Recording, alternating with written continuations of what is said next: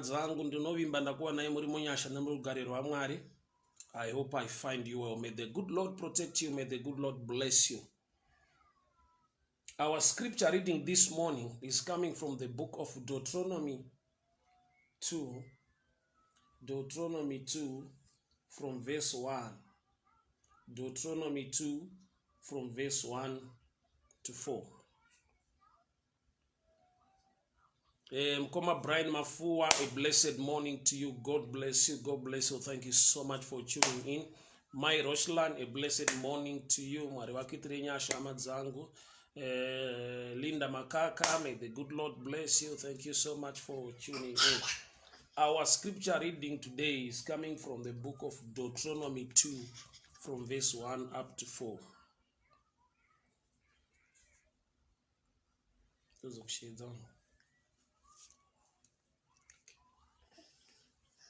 God bless you. God bless you. All right, sure we take God bless you. God bless you. Good morning. Good morning. God bless you. God bless you. Bye bye. Those are shit.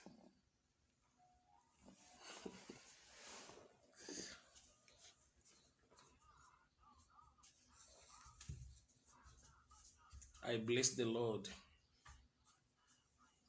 for this wonderful boy.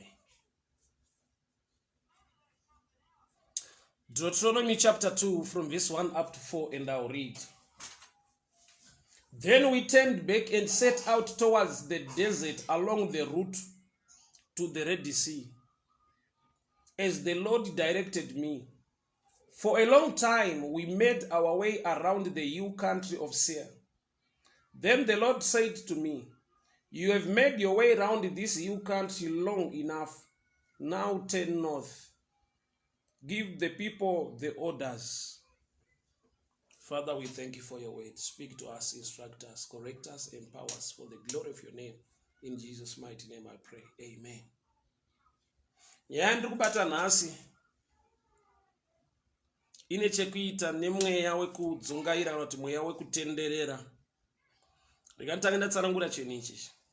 Kutenderera kufamba. Kutenderera movement. Asi nyaya iripo ndeyekuti hakuna kwaunenge uchienda asi uchifamba. Mai Murgira Nyamunda, it's been a long time. Thank you so much for tuning in. God bless you. Maindawana, you're welcome. God bless you. Kunonzi kutenderera kufamba movement. Kutenderera kuchine ine direction. Kutenderera kuchine ine pace. But inauye kuti unenge uri panzvimbo imwe chete. Hakuna kwawa kuenda asi hauna kugara. Hakuna kwauri kusvika asi hauna kugara. Mweya wekudzungaira, mweya wekutenderera.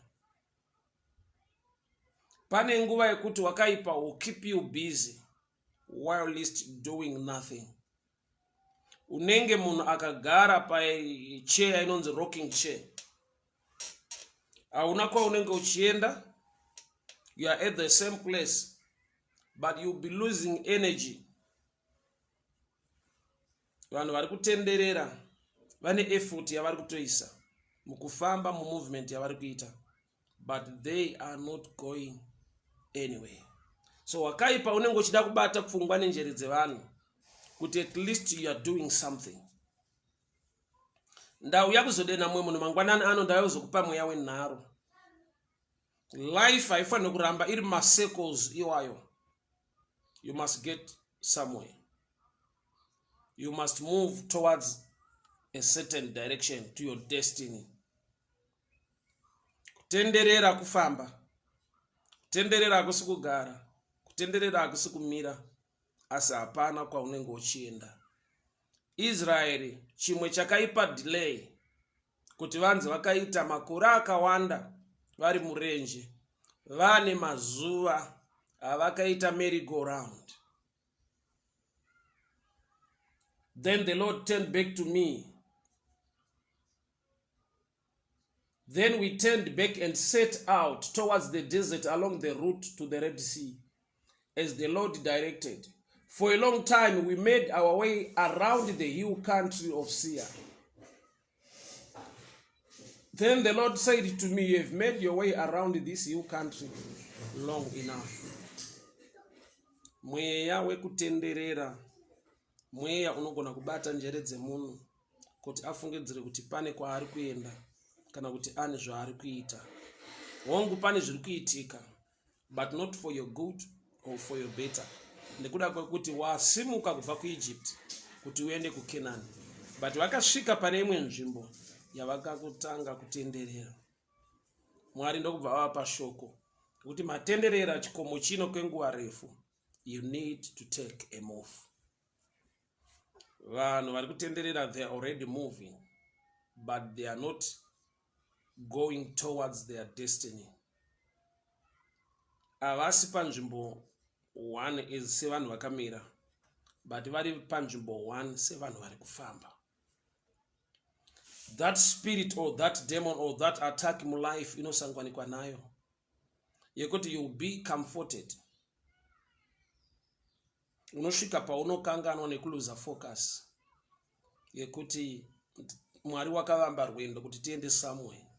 Unosvika paunotenderera nekuva panzvimbo yaunonzwa kuti I'm not in Egypt, also I'm not yet in Canaan. I am moving, but not towards my goal, but just around the hill. Kune zvikomo muupenyu, kune masecles arimo ekuti gore rimwe nerimwe uri kuripita the same thing in a different way.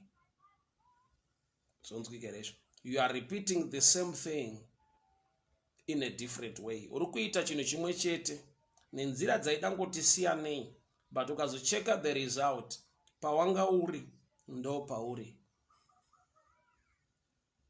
Pawanga uri last year ndo pauri this year. Chachinja ichipapo igore chete kuti tapinda mune rimwe gore, tabuda mune rimwe gore.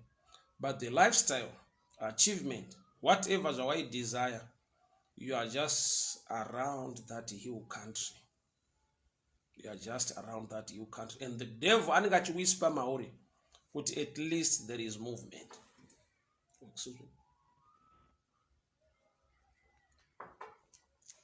Kune ma statements atinawo muupenyu atinogona kuzvisimbisa kuti so long life. Chikuru kufema, chero ndichirarama. Kureva kuti unenge waluza understanding and focus yekuziva ndiri kuraramirei, ndiri kuendepi, ndiri kuitei, ndinofanirwa kunge ndaakupi. Vanotaura vanoti munhu anoseta magoals, munhu anozvipa a challenge or motivation in life make kuti I need to get there. So munhu akasaseta magoals, paari papo itori goal. Munhu akasataura kwaari kuenda kana akasaziva kwaari kuenda, paari ipapo atosvika ndo paari kuenda. Munhu akasaziva direction yaanofanirwa kuenda, paari ipapo right direction kwaari. Isu sevana vaMwari tinofamba nekutenda, uye tinoziva kuti Mwari wedu kana wavamba chinhu haachisiye panzira, chinoda kuzadzikiswa nekusvika kwachinofanirwa kusvika. Tinofanirwa kumova, kwete a movement yekutenderera, but a movement yekuita famba towards the destiny kwatinofanirwa kuenda, kwatinofanirwa kusvika. Hongu handisisiri kuEgypt, but as long ndisati ndasvika pedyo neCanaan, ndisati ndasvika muCanaan, I need to move towards my destiny.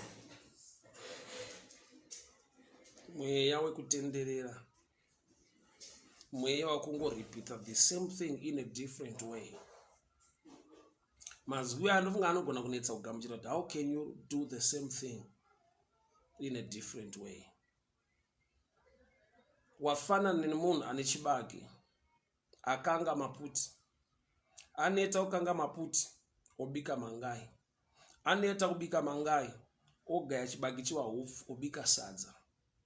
Uchiri pa starch in terms of diet, uchiri pama-carbohydrates in terms of diet, pama-nutrients, in a different way.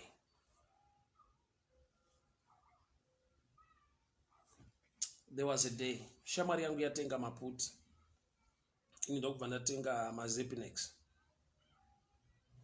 Bandaverenga bepa remazepinex ndakaona rakanyorwa panonyorwa ma-ingredients kuti econ is the same thing, but econ yavaita in a different way, yekuti vane ma-colors avaisa, vane zvavangoisa to add, but the main thing econ. Ari kudya maputi neari kudya mazepi, ari kudya the same thing, vari kudya chibage chakaputitswa chikagadzirwa in a different way, but you are all under the same bracket yema-carbohydrates.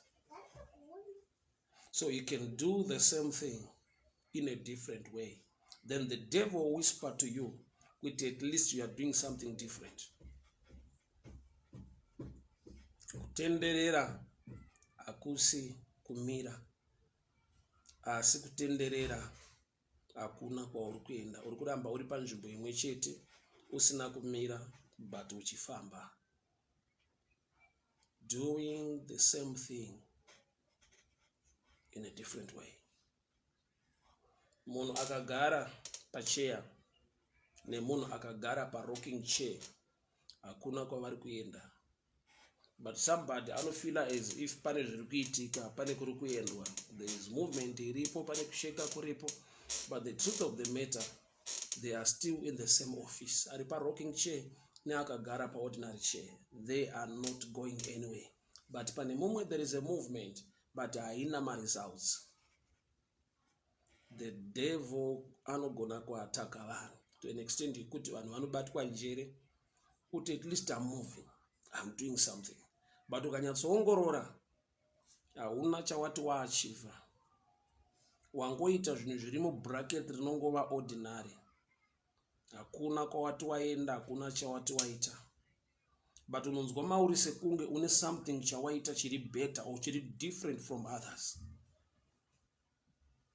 Tikaenda kumutambo wakafanana nebhora, mukatamba bhora, imwe timu ikarova short, striker ikarova short rikanorova goal post kana kuti bar, nemunhu arova bhora rikanobuda kunzoko iri throw in,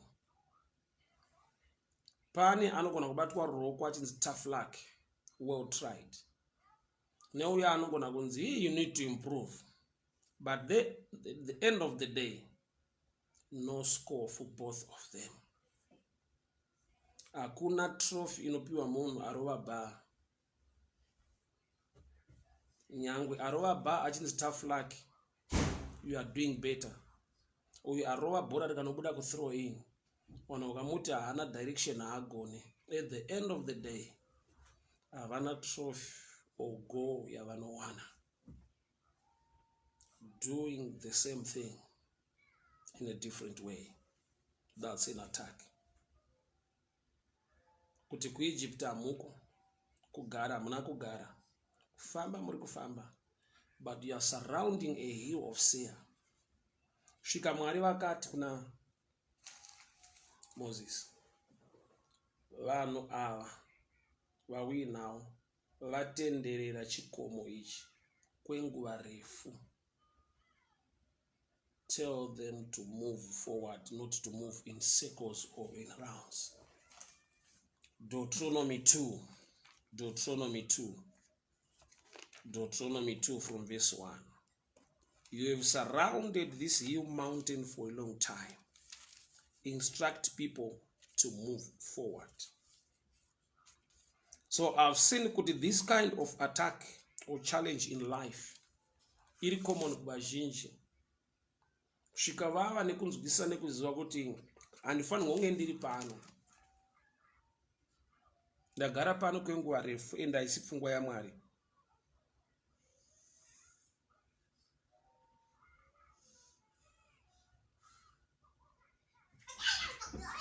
Israel has wandered in the hills for a long time. It's no longer about the enemy now. Hapana madhimoni mwechina iri kuvatevera. Ndizive kuti chakavapa kutenderera nzvimbo iyi kwenguva refu chii. You have surrounded this hill country of Sia for a long time. Tell people to move. Give them instruction.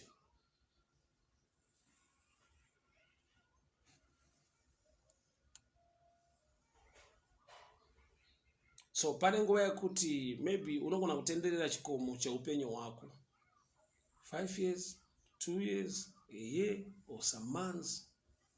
But mauri uchinzwa kuti I'm doing something, I'm going somewhere. But paunozocheuka utarisa unongoona kuti pandaiva ndo pandaiva. Pekuti unongoendawo kubasa. Ubadira mabills ako. Shida utenga hembe nyowano ubadira school fees yevana. You are done. Pawaiva ndo pauchiri. Movement iripo but isakunyengera. Haisi movement yekuenda towards the destiny. Movement yekuti you are in circles. You are surrounding the hill country of life. Ndizvo zvokubva kare. Ndizvo zvokuti upenyu hwacho hauna imwe change. You can't complain uri pabasa unotambira mari zvinhu zvakakunakira. But kwaunofanirwa kuenda, chaunofanirwa kuita, chaunofanirwa kubata nekuachiva achipo. Chiripo kuripita life ya 2015, ya 2017, ya 2018, ya 29. That lifestyle is still the same. Nekuti inzwaka pane nguva yekuti waafoda kuhaya kana kuti kukwereta mota ukadriver uchienda kwaunoenda maybe kuholiday nehama dzako unoona hamani kudini kudini. End of the day hauna motikari yawakatenga. Last year but one wakauya kumusha uchida kuona hama dzako nebhasi. This year wamanager kuhaya mota. But at the end of the day, you are still in the same place. You don't own a car. But mauru nonzwa kuti I've done something better. Chekuti people notice kuti at least an improvement nekudi. Kuroja 2 rooms, kunoroja 8 rooms or full house. At the end of the day, warimu bracket the munhu asina pekugara panonzi pake. Repeating the same lifestyle in a different way.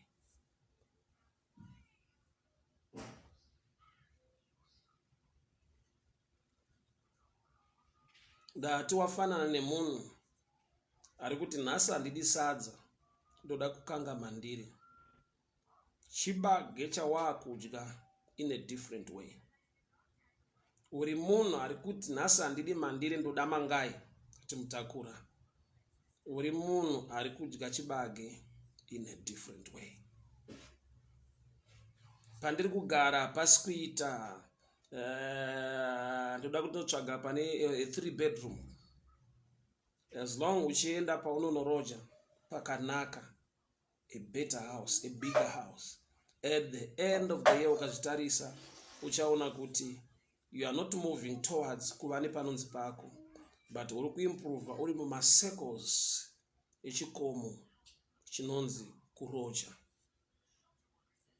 I don't know if I'm talking to somebody. So painful. But unonzwa kuti wakaipa akabata njere dzako anokuratidza the movement iri kuitika. These people vanga vasina kugara. Asi Mwari unopa shoko rekuti vana vari kutenderera chikomo ichi, vatenderera chikomo ichi. Pane chikomo chaunoona kuti life yangu iri kutenderera pachikomo chinonzi kushaya pekugara, kushaya panonzi pangu. Life yangu iri kutenderera pachikomo chema promises, pasina chinhu chiri kuva fulfilled, especially in relationship. Uyo wasiyana naye wawana mumwe ari kupromisa a promise inogona kukukeepa busy, but ikasava fulfilled inova disappointment inorwadza kwazvo muupenyu.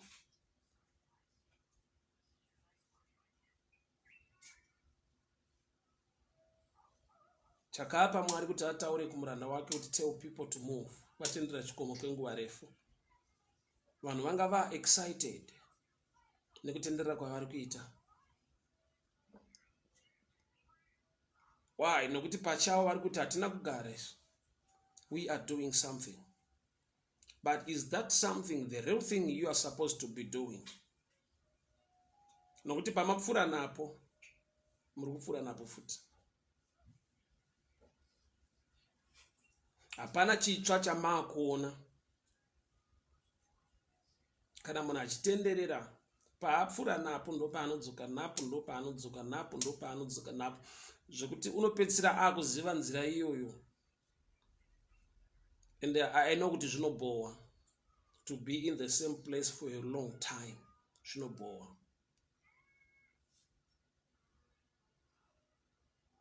Vanhu vatenderera chikomo ichi kwenguva refu. They are meant kuti vasvike muKenani vaite take over Kenani. But handizive chaivavaraidza pachikomo ichochi ichi. Handizive chaivaitira zvakanaka to an extent yekuti vakanzwa kuti tikaramba tichingotenderera panapa, it's okay. But I've seen kuti it's an attack in real life. Yekuti the devil will keep you busy while you are not going anywhere. Or doing something new or better or something different. But uchingonzwa sekunge pane zviri kuitika. Why? Because kufamba muchitenderera hakusi kugara. But kune results akafanana nevanhu vakagara. Sandapa means aneswoko haya motikari. The last time wakatravela nemabhazi, this time haya mota and wakumbira mota a friend. Kwauri zvineka improvement pamafambiro. But in general term, you don't have your own. So munamato wangu nemunamato wako muzuva ranhasi ndokuti Mwari,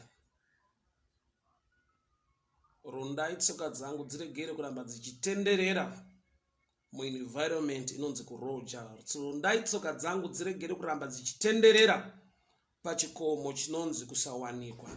Mapromises nezvese zvingataurwa, it's not enough. I need a breakthrough now. I need to move towards the real goal and the real destiny. Mwari, bvisai tsoka dzangu mukuramba ndichitenderera muzvinhu zvinogona kunditandadza kundivaraidza but pasina kwandiri kuenda. Ndatenderera pachikomo chemarelationships. Achindinakidza, achindifadza, aine mapromises. But chiri tangible at the end of the year, at the end of the day, hapana. Ndagara panondinakidza, panoita zvakanaka kwandiri. But at the end of the day, handina kugara panonzi pangu.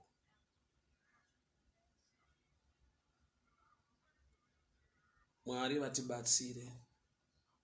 Mwari vatirwire, Mwari vatigonese. Zvikomo zvatatenderera muupenyu zvakawanda. Kune chikomo cheutano chekuti munhu unotenderera munana chiremba, vane mukurumbira, vanogona, vanodii. But chauri kunyanyoda iwewe healing, not to be kuva munhu womuzvipatara nguva dzose, but munhu ane divine health inobva kuna Jehovha. Ndinotenda muna Jehovha Rafa, Mwari unoporesa. Asi ndinotenda muna Jehovha unochengetedzawo zvakare munhu wake kubva pakurwara, kubva pamatambudziko emunyika. Nyasha dzekuporeswa dziriko zvenyasha dzekuti unokomberedzwa neruzhowa rwaJehovha to an extent yekuti kuramba uchitenderera muzvipatara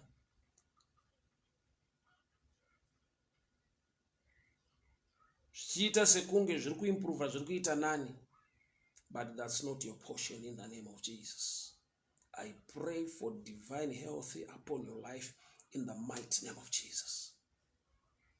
ndataura nyasha, ndataura utano, ndataura blessing, ndataura favor. Mweya wekutenderera muzvipatara, mweya wekutenderera mumabasa, wava pano. Ndiri kutaura nyasha dzekuti umove towards your destiny. May the blessing of the Lord reach you. Mweya wekutenderera, mweya unoita sekunge pane improvement iripo. Nokuti munhu ari kutenderera asi munhu akagara. Bachokwadi ndechekuti akagara anofanana neari kutenderera, nokuti havana kwavari kuenda.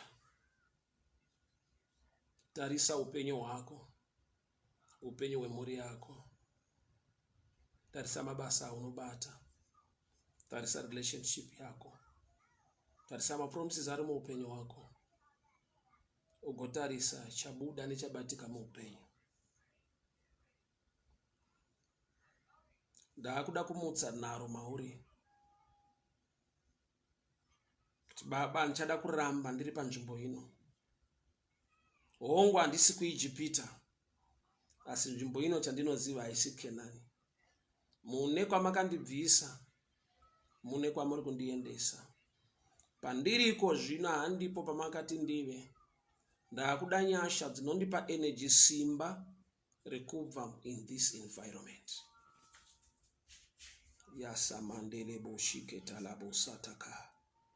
Mauka tabarisa liandeke dele boshiaka kariga dayaso. Menta bayandi riketele boshaliga basaya. Manto baliga daya kundara boshiakata. Yesa maeketa kariga diasa konta la bosha. Faithful God, Ancient of Days, Everlasting Father, Faithful One of Israel. Rondai tsoka dzemumwe nemumwe Mwari. Tifambe, tigone kuenda kwamunoda kuti tiende. Tisvike kwamunoda kuti tisvike. Tibate zvamunoda kuti tibate. Nezita raJesu Kristu weNazareta. Amen and amen. People of God, may the good Lord bless you. Mwari werugare vakuwanirei nyasha. Mwari wenyasha vakuchengetei vakurwirei. Sorry for interruption nekuda kwechimukomana ichi. Mfana iwe tamushi. Mwari wekudenga vakuwanirei nyasha, Mwari vakurwirei. Ndarayira mweya wekutenderera uregere kubata mukati metsoka dzenyu. Shoko raMwari rinoti, thy word is a lamp unto my feet. Tungamirirwa naMwari neshoko rake kuti ugone kufamba. Uregere kutenderera, asi uchibva mumweya wekutenderera, to reach your destiny in the name of Jesus. Sister Brenda Nevera kwakadiko kuBotswana, may the good Lord bless you. My Roshland, may the good Lord bless you. Happiness Kanofe mapakadiko pa Deben, I hope I find you. God bless you. Keith Kondo Mbima Esera, God bless you. My Nyamunda na Nyamurugira kwakadiko ku Australia, I hope I find you. Mwari wakuitire nyasha zvikuru. My Mukwena Muguti, may the good Lord bless you. Sister Shami Sojek, Sylvia Dumbu, may the good Lord protect you. Lee Shome Miss Holloway, may the good Lord bless you. Baba Gideon Mutandwa, Mwari wakuitire nyasha zvikuru. Sister Barbara Kureva, may the good Lord bless you. Thank you so much. Mwari wakuitire nyasha amadzangu, Mwari wakuchengete, Mwari wakugonese, Mwari wakurwirei. Mfumo wanga Afiki Dennis, may the good Lord bless you. Blapimbas, Mulungu akudariseni kwambiri zikomo. God bless you people of God. Nyasha dziwans we mighty Chiweshe, may the good Lord bless you. My brother Gray Piri, may the good Lord bless you. Now